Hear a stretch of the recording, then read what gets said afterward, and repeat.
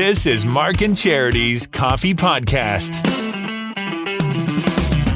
Mark and Charity Coffee Podcast for Thursday, September 29th. Mark Philbin remains on holidays. I'm Charity Brown. So yeah, just me. Although I will have a special guest coming up in just a few moments. But it's hard to believe we're at the end of September already. Where did the month go? My goodness.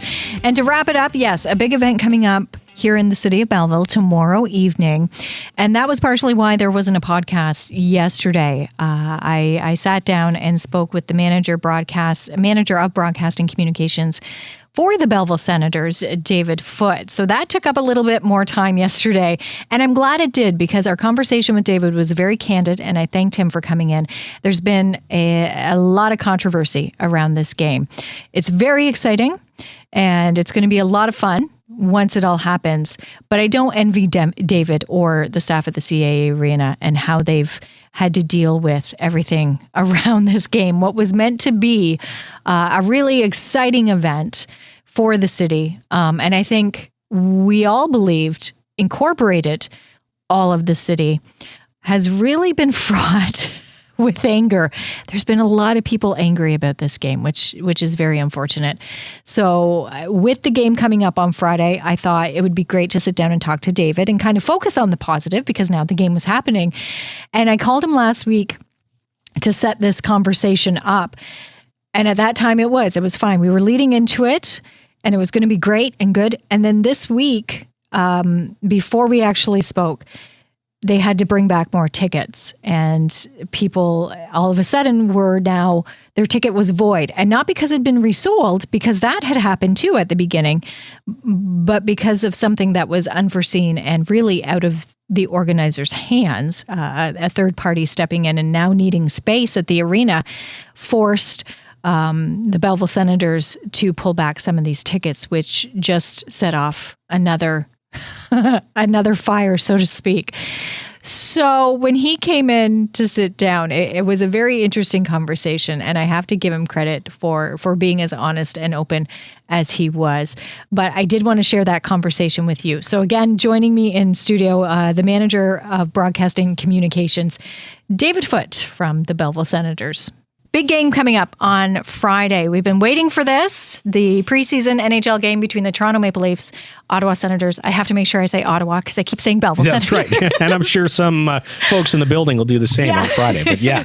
But it's a big game. A lot of people looking forward to it. It hasn't come without a few hiccups, To say the least. Yeah. Yeah, it's been a process, is probably the simplest way to put it. And I know that there are a lot of people who are upset because we did have to recall some tickets yesterday because of capacity issues and the fire code and things like that. I don't know how much time we have, but I kind of just, on a base point, just want people to understand that this was not our decision. We're not purposefully recalling tickets for our own enjoyment. We feel the pain and the upsetness that people have right now. But it's just the situation and the way that things have unfolded have kind of led us to this point. So, and it's not that you haven't tried because you weren't going to make everybody happy. There's just no way around it. But I do believe that you've tried. And what's happened this week with the tickets being recalled, because we did hear some were after the tickets were initially sold because they were being resold. And you were quite open in the fact that if we find that out, we will take back the ticket and give it to fans. And I should say, this is something totally different, though, and out of your control again. A lot's happened since we put the tickets on sale and started to pull back those resales. Sportsnet is coming in to do the game, which is great. We're really happy to have our city showcased on the national stage and have CAA Arena shown on the national stage. But with a national TV broadcast comes a fairly large crew of people that now all of a sudden get counted under our capacity limits. Now, did that catch you totally off guard, or was this something that could have happened from the beginning? We had talked about a TV broadcast from the start. There were plans to potentially show it somewhere else in the city if things had materialized. The truth is that we didn't find out that we'd have the TV broadcast until 2 weeks ago. It was a week Wednesday that Sportsnet came and did their site visit to actually see what they would be capable of doing in the building. So, from that standpoint, if you think of the amount of things or pieces that need to be put in place to do an off-site showing, getting the rights to show the game for a crowd, location, insurance, all those kind of things. There just wasn't enough time to set that up. But that would be frustrating for you too. I think it is, because to leave it to this last minute and then come down. And we just want to do what's best for our fans and for the people, the hockey fans in the community. We wish that we had a 20,000 seat building that everybody who wanted a ticket could get a ticket to come and see. But the fact of the matter is we don't. And there's been a lot of things outside of our control that we're just trying to deal with. And it's now just trickling, down the line. But well, bottom line is this is still a very big event and very exciting to be able to showcase it from our arena and here. I should say there are a lot of people who have been, the fans who have had their tickets pulled back were not just kicked to the curb and left with nothing. They've been offered, two tickets for every one you had to a Belleville Sens game in the regular season. We've made good with those people, and there are a lot of people who are quite pleased and find that to be a fair trade-off. So not everybody is upset, but as tends to be the case these days, the vocal minority is kind of making things real difficult for us and our staff. And last thing I would say on that whole thing is just that I think people need to be a little bit more understanding. Like our staff is 12 people. This literally a year ago, it was 4. So we are still growing as an organization. We're trying to deal with this the best we can. And, if you don't have anything nice to say, just keep it to yourself, because our people don't need to be reading all the stuff that they have to. Exactly. They're not making the decisions. Yeah, exactly. And I think it's safe to say you guys have learned from this, certainly. 100% we have. And should we get this opportunity next season, I promise you it will be done differently. It's a first for us as an organization. Ottawa's never brought one of their games here. It's a first for a lot of our staff dealing with an event of this size. Certainly. And some of our staff are not even 3 months into their time here. So, again, I just ask for a little bit of understanding. We know people are upset. If you're still upset about it, you can email info@bellevillesens.com. If you got the press release yesterday, my email's on the bottom of it, footd@bellevillesens.com, and we'll try to sort you out, because at the end of the day, we just want everyone to be happy and to enjoy some hockey here in the Bay of Quinte. Well, and that's really what it comes down to, and that's what this was meant for, was to just say thank you to Belleville for supporting the Belleville Sens and showing appreciation for that. And you mentioned the press release that came out yesterday. So it really outlines what those who are going to the game can expect Friday. So maybe you can give us a rundown as to how it's all going to play out Friday. Sure. Well, I don't want to scare anybody away, but the Quinte Sports and Wellness Center, which is an unbelievable facility, is going to be a bit of a madhouse all weekend long. And this is, again, just one of the other reasons that we go back to the capacity and things. For those who are not aware, the Belleville Minor Hockey Association rep teams host a pretty big tournament this time every year. This tournament was booked long before the exhibition game was scheduled. And there are teams coming from as far as Timmins to take part in this tournament. So there'll be another hockey tournament going on during so there's going to be a crowd already for them. Exactly. It's going to be very busy, and given how far those people are coming for that tournament, you can see why BMHA would be hesitant to reschedule their tournament. Certainly. Ice is tough to come by as well at the best of times, come this time of year. So that's happening as well. Anybody who's in that tournament, has kids in that tournament, should talk to the organizers, and there's supposed to be parking passes even for the parents who are bringing their kids for games. To make sure they can get there. That afternoon, exactly. So it's going to be busy, so I'll say that. With that in mind, parking will be extremely limited. Like, if you show up at 2 p.m, you might get a spot. If you show up at 4, you're probably not going to get one. with that in mind, City of Belleville is running some free shuttles from the Quinte Mall, which is a process that's been done before for our games, and it's very easy.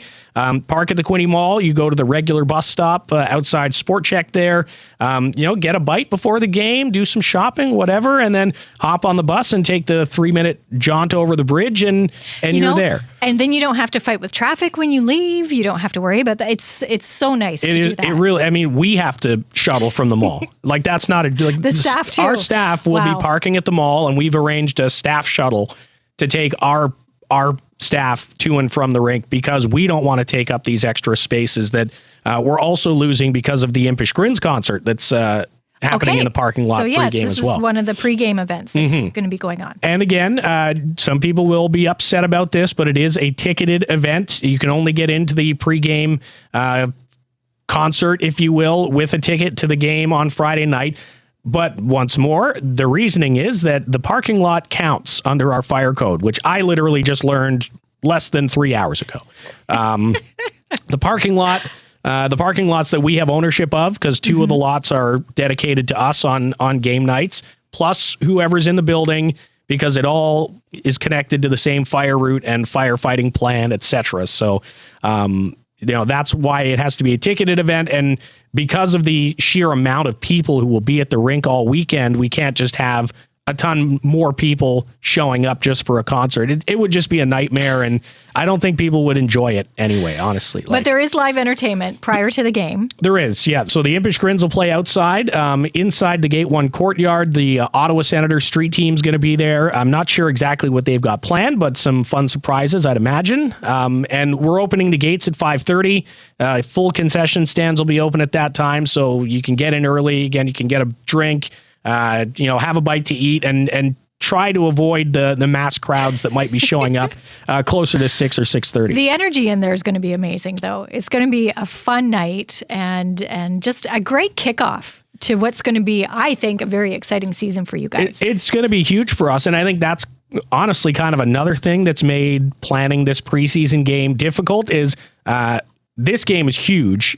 And then 2 weeks later, our season begins. So, we're smack in the middle of planning for our season right now. And now we've got this giant event that we've got to kind of incorporate in at a very difficult time of the season, the preseason for us. So, and I don't want to sound like I'm making excuses. It's the job, and that's what we're here to do. But to your point, it's a nice way to kick off what should be a really exciting season for our club here in Belleville. Well, and not just on the ice, but off too, because we do get the updates from you, and the Sens are back in schools. They're going to be visiting schools again. You've started this break a stick, plant a tree program, which is fantastic. So every time a player breaks a stick, we're going to donate a tree to Quinte Conservation. And how many sticks would they typically break? Last year, I think our equipment manager, Matt Mitchell, said it was about 250 sticks last year. There are some NHL teams who are doing a similar program with a little bit bigger budget. But that's incredible. It is so great. It's and I know sticks aren't made of wood anymore. Somebody's going to come at me with that, but it's the thought, people. That's the point. It's a great initiative for the environment and being back in the schools too. A great opportunity to be in the community, and for these young kids, these kids coming up in hockey to see some of these guys. I know mine, when we went to a couple of games last year, the first question out of his mouth was, "Mom, how do I get into the AHL?" I want to play in the AHL. Yeah, good. I'm like, all right, go for it. It's the second best professional league in the world. You should want to play in the AHL. But watching these guys play, you do. And right here in Belleville. So... And I keep saying the appetite for this preseason NHL game should show that there's that type of appetite for professional hockey in the city, regardless of who's playing. I mean, they're a step below the NHL. Yeah. So, and come we've Friday, seen them go to the NHL. Like, how many people have we seen here play already, and then watch them in Ottawa? Whether they're for the Senators or not. Exactly. I can't even count them. There's that many. Yeah. To go back to the school program and the Break-A-Stick, Byron DeRose is our operations coordinator. He's been spearheading the Break-A-Stick program and some of our other environmental initiatives in the office. We're going digital with all of our game notes and things like that this year so that we don't have to waste 70 sheets of paper per pack. Ben Cochran is one of our senior account executives. He spearheaded the school program, and it is taking off. I think we have 9 or 10 visits booked for November alone. Wow. It's going to be amazing. We've got a coloring book for kids that's going to age-specific color. I forgot how to use a microphone. I haven't been in a studio in so long. It's an age-specific coloring book for students that they'll get. And we're so excited to get back into the community. Troy Mann, our head coach, came from Hershey, which is one of the longest tenured teams in the American Hockey League, and basically does everything right. And he has said, he's missed the community portion of things. He said in Hershey, I had to tell them to stop. We were doing so many community events, but I want to get back to close to that level again. And when I talk to fans around the area, not just in Belleville, that's kind of what they say too, is we miss that community connection that we had with the Bulls. Well, we're ready to get back out there and to get people connected with our players and our staff and try to show that we are a community team, even though, we're not the Bulls that everyone's used to. That's great to hear and very exciting. So for those seasons tickets still available, I'm assuming? Yes, the window is closing for the 22-23 season for season tickets, but you can still get them. Information on all those programs we're doing. We're doing birthday parties this year at the rink.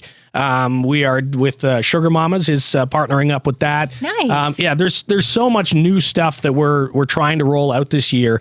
And then on top of it, we've got this game coming up Friday that's been a little bit of a mess. But BellevilleSens.com has all the info. And again, I'm open to chatting with anyone who wants more information about any aspect of our team or what we're doing. So well, great to hear, David. And Friday I know I hear it in your voice when you sigh.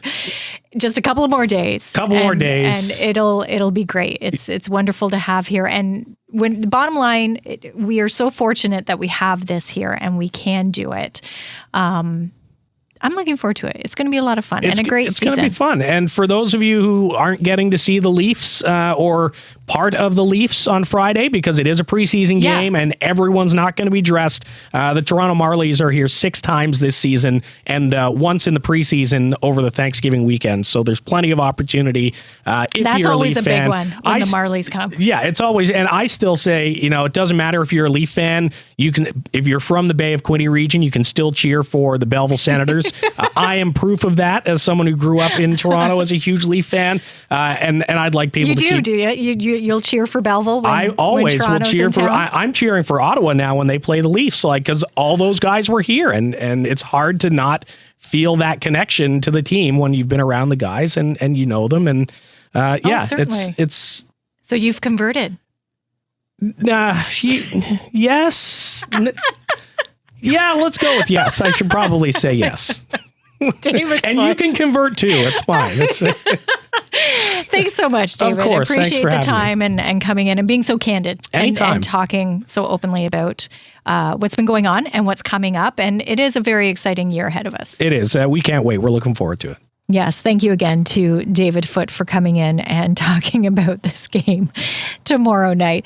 I think everybody is just kind of waiting for Saturday. Tomorrow's going to be a lot of fun. It's going to be very exciting. Belleville's going to be showcased, as we heard, on national TV, which is very, very cool. But yeah, Saturday morning, I have a feeling David and the rest of the staff from the Belleville Sens, there'll be a bit of a weight lifted, and hopefully they'll be able to sleep in and maybe enjoy some peace for a couple of days at least until the season gets underway, as we heard, in the next couple of weeks, and then it's going to be a whole other ball of wax. But thanks again to David. You've been listening to the Mark and Charity Coffee Podcast. Join us tomorrow morning for the Mark and Charity Mornings. It's going to sound a little different. Tomorrow here in Canada is actually National Day for Truth and Reconciliation. It goes hand in hand with Orange Shirt Day. So we're going to have some special programming throughout the morning tomorrow. We won't have any contests. We won't be doing any giveaways. Instead, we'll be taking the time to honor, recognize, and remember our Indigenous peoples and what they've been through, especially when it comes to residential schooling. So that's coming up tomorrow with Mark and Charity Mornings. Today, enjoy your day. It's National Coffee Day, so maybe grab an extra cup of Joe and just really savor it and be thankful for it. I know I will. And enjoy your Thursday.